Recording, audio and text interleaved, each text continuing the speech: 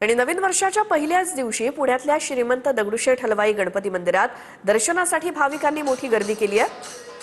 ही थेट दृश्य श्रीमंत दगडूशेठ हलवाई गणपती मंदिरातली आपण बघतोय आणि नवीन वर्षाचं स्वागत करत असताना पहिल्याच दिवशी देवाचं दर्शन घ्यावं अशी अनेकांची इच्छा असते आणि त्यासाठी दगडूशेठ हलवाई गणपती मंदिरात दर्शनासाठी भाविकांच्या रांगा लागल्यात। थेट जाऊयात या मंदिरातनं आमचे प्रतिनिधी प्रदीप कापसे आपल्या सोबत जोडले गेलेत। प्रदीप, नवीन वर्षाचं स्वागत देवदर्शनानं करण्यासाठी किती मोठी गर्दी?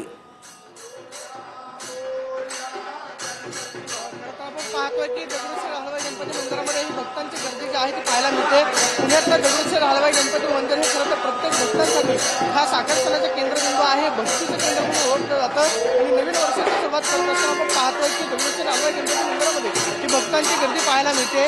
गणपती बाप्पाचं मनोहारी असं रूप पाहायला मिळते।